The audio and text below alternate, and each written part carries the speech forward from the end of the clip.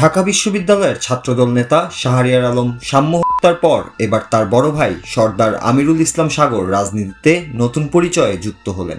তিনি জাতীয় নাগরিক পার্টি এনসিপিতে যোগ দিয়েছেন। সাগর এর আগে ছাত্রদলের কেন্দ্রীয় কমিটিতে মুক্তিযুদ্ধ গবেষণা বিষয়ক সম্পাদক হিসেবে দায়িত্ব পালন করছিলেন। ১ জুন গঠিত এনসিপির ঢাকা মহানগর উত্তর সমন্বয় কমিটিতে তাকে সদস্য করা হয়েছে। বিষয়টি তিনি নিজেই নিশ্চিত করেছেন। ২০১৭ সালে শেখ মুজিবুর রহমানকে শ্রদ্ধা জানিয়ে একটি ফেসবুক স্ট্যাটাস দেন সাগর। সে সময় দলীয় অবস্থানের কারণে তাকে ছাত্রদল থেকে বহিষ্কার করা হয়। পরে ২০১৯ সালের এপ্রিল মাসে সেই বহিষ্কারাদেশ প্রত্যাহার করে তাকে ফের সংগঠনে ফিরিয়ে নেওয়া হয়।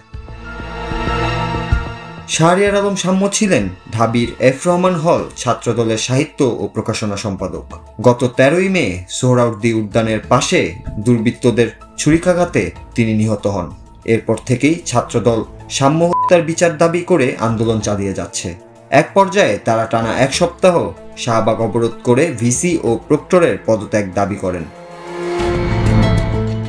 জুলাই আন্দোলনে সাম্যর যেমন সক্রিয় অংশগ্রহণ ছিল, তেমনি ছিলেন তার বড় ভাই আমিরুল ইসলাম সাগরও। তবে এখন তিনি ছাত্রদলের রাজনীতি ছেড়ে এনসিপিতে নতুন করে পথ চলা শুরু করেছেন। সাগর জানান, ২০১৯ সালে বহিষ্কারাদেশ প্রত্যাহারের পর তিনি আবার ছাত্রদলের রাজনীতিতে সক্রিয় হন। তবে এরপর রাজনীতি থেকে কিছুটা দূরে ছিলেন।